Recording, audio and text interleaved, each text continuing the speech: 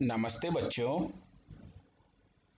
प्यारे बच्चों, आज हम शुरुआत करने जा रहे हैं आईसीटी क्लास 8 के चैप्टर 2 की, जिसका नाम है डेटा रिप्रेजेंटेशन एंड प्रोसेसिंग 6। प्यारे बच्चों, इससे पहले का डेटा रिप्रेजेंटेशन एंड प्रोसेसिंग 1 से लेके 5 तक का हम पिछली कक्षाओं में सीख चुके हैं।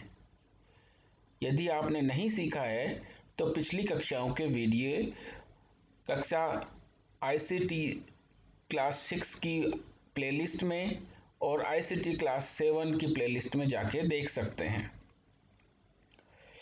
बच्चों, इस चैप्टर में हम सीखेंगे टेक्स्ट प्रोसेसिंग के बारे में।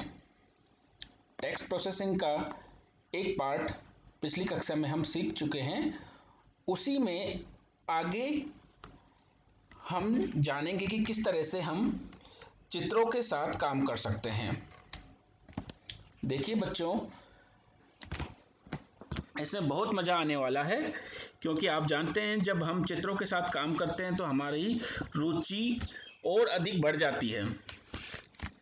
तो सबसे पहले हम सीखेंगे कि चित्र को फाइल में कैसे इंसर्ट किया जाता है, फिर उसमें टेक्स्ट रैपिंग कैसे की जाती है और उसको रिसाइज कैसे किया जाता है।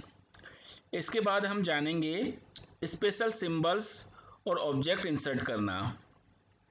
स्पेशल सिंबल्स क्या होते हैं, ऑब्जेक्ट्स कौन से होते हैं और उनको कैसे इंसर्ट किया जाता है। फिर बच्चों, कैप्शन जोड़ना हम सीखेंगे इसी चैप्टर के अंदर कि कैसे पिक्चर ऐड की है या कोई भी ऑब्जेक्ट ऐड किया है उसका कैप्शन कैसे दिया जाता है। और बच्चों, हम जानेंगे हेडर और फुटर इंसर्ट करने के बारे में सीखेंगे। हेडर फुटर के बारे में सीखेंगे, उसको हमारी फाइल में कैसे ऐड किया जाता है, कैसे इंसर्ट किया जाता है, ये जानेंगे। इसके बाद बच्चों, इस चैप्टर में हम सीखेंगे सुपरस्क्रिप्ट और सबस्क्रिप्ट के बारे में। बच्चों, आपने जानते होंगे सुपरस्क्रिप्ट और सबस्क्रिप्ट क्या होती है। अगर नहीं जानते हैं तो इस वीडियो में, इस चैप्टर में हम कई वीडियो के माध्यम से सीखेंगे और फॉर्मूला, जो साइंस के फॉर्मूले होते हैं, मैथ के फॉर्मूले होते हैं, वो कैसे लिख सकते हैं वर्ड के अंदर, वो भी हम इस चैप्टर में सीखेंगे।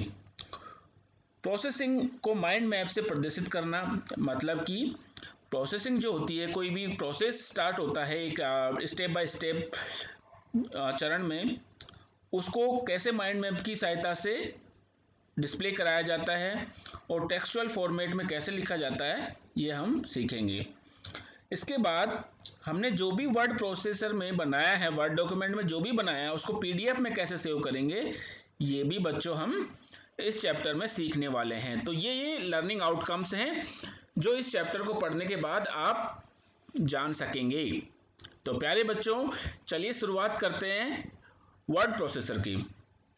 तो बच्चों, जैसे कि आपने पिछली कक्षा के वीडियो में आपने देखा होगा कि वर्ड प्रोसेसर में और क्या क्या कर सकते हैं, कैसे शुरुआत कर सकते हैं। अगर आपने नहीं देखा है तो उसका लिंक आई बटन में मैं यहाँ दे दे रहा हूँ, उसमें से देख सकते हैं पिछला वीडियो।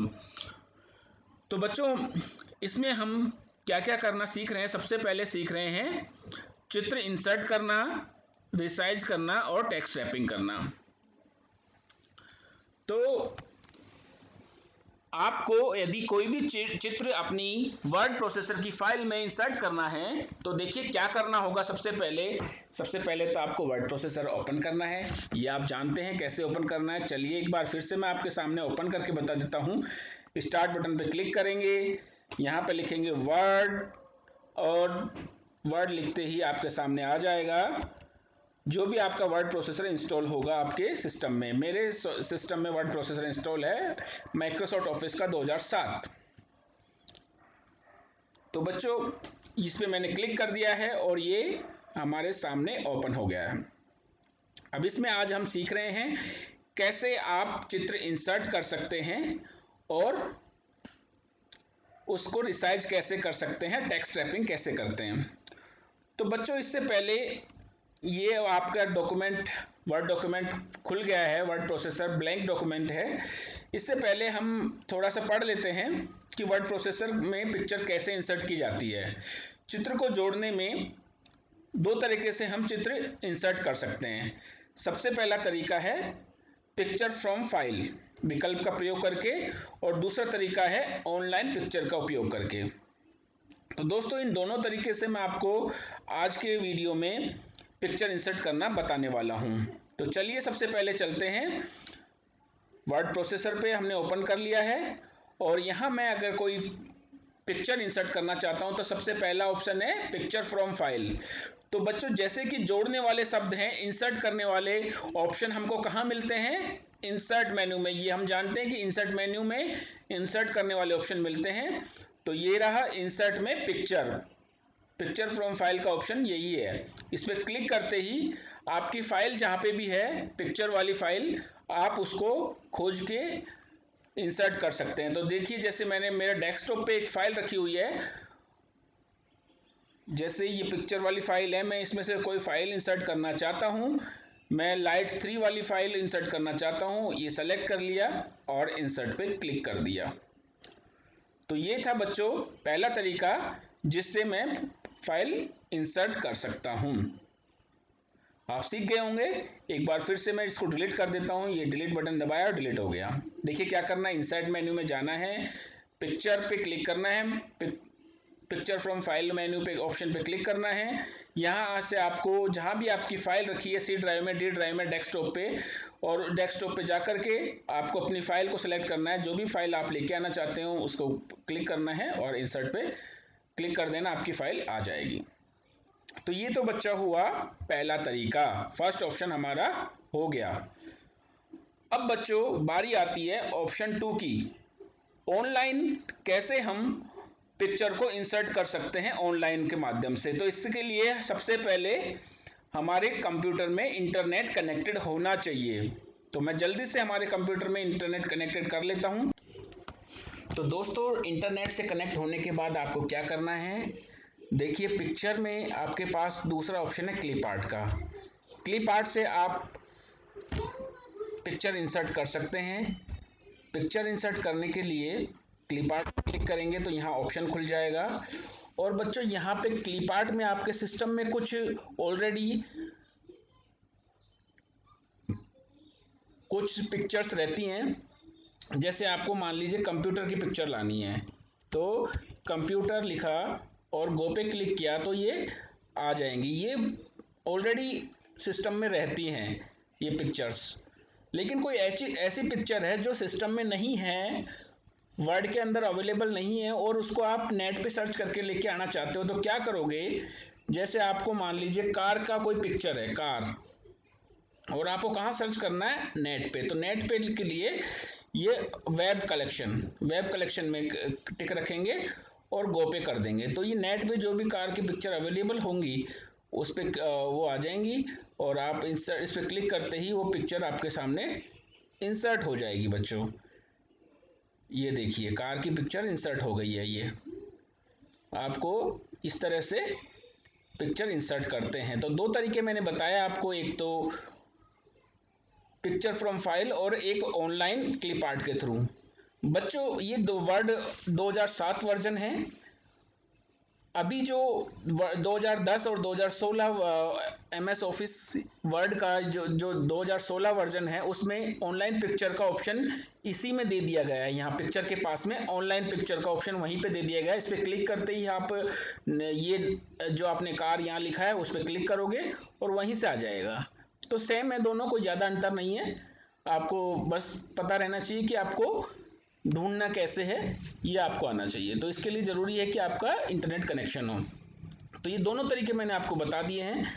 फिर से चलते हैं हमारी बुक पर।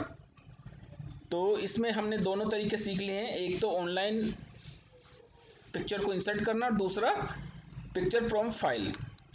अब बच्चों हम सीखेंगे कि कैसे हम पिक्चर को रिसाइज कैसे करते हैं। पिक्चर को रिसाइज करना, हमारी पिक्चर बड़ी है या छोटी है, तो उसको छोटी या बड़ी करना है हमारे को, तो रिसाइज करते हैं। उसको रिसाइज कैसे करेंगे, आइए चलिए हम कार की इस पिक्चर को रिसाइज करना चाहते हैं।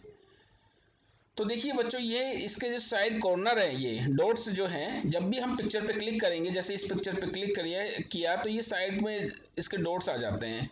जिस भी पिक्चर पे आप क्लिक करोगे उस पर डॉट्स आ जाएंगे, तो उसको पकड़ के और माउस दबा के रखेंगे, माउस का लेफ्ट बटन, और उसको अंदर बाहर करेंगे तो ये बड़ा या छोटे हो जाएगी पिक्चर। ये देखिए, और बड़ी करनी है इस तरह से, ये बड़ी हो गई है।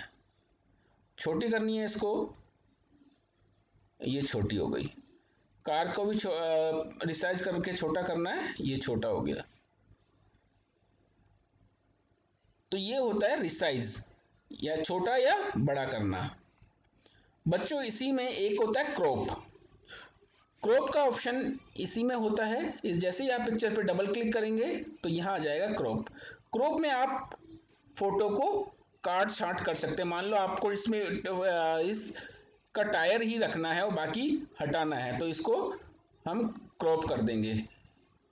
इसमें कार के टायर की फोटो रखनी है, तो इसको बाकी को हटाना चाहते हैं तो ये क्रॉप कर देंगे, काट छाट कटिंग कर देंगे इसकी।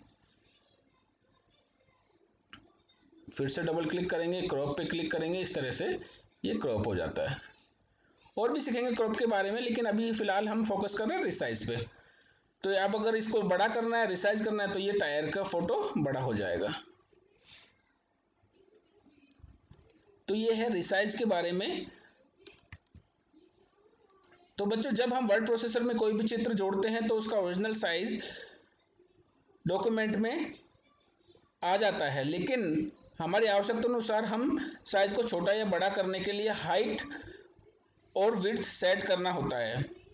नीचे दिए गए दो तरीके से हम हाइट और विड्थ सेट कर सकते हैं। एक तो रिसाइज हैंडलर का प्रयोग करके, और एक पिक्चर टूल की में फॉर्मेट में ये पिक्चर टूल फॉर्मेट में रिसाइज ऑप्शन का प्रयोग करके। तो देखिए, दोनों ऑप्शन मैंने अभी एक ऑप्शन आपको बताया कि ये रिसाइज हैंडलर है, इनका प्रयोग करके हम इसको छोटा या बड़ा कर सकते हैं। और पिक्चर फॉर्मेट टूल में कैसे होता है, जैसे इसको आप इसको आपको छोटा या बड़ा करना है, तो आपको बच्चों यहाँ पे इस पे जैसे ही आप डबल क्लिक करोगे जिस भी फोटो पे, जैसे इस फोटो को डबल क्लिक किया तो इसकी हाइट और विड्थ आ जाएगी। यहाँ पे आपको इसको कितना करना है, ये आप यहाँ साइज दे दीजिए। इस पे क्लिक करेंगे तो यहाँ पे और बड़ा खुल जाएगा, ये वैसे वहीं से हो जाएगा। मान लीजिए इसको बढ़ाना है तो ये बढ़ जाएगा, इसकी हाइट बढ़ रही है, और ये इसकी विड्थ बढ़ जाएगी। इससे नीचे से इस तरह से छोटा बड़ा यहाँ से भी हम कर सकते हैं।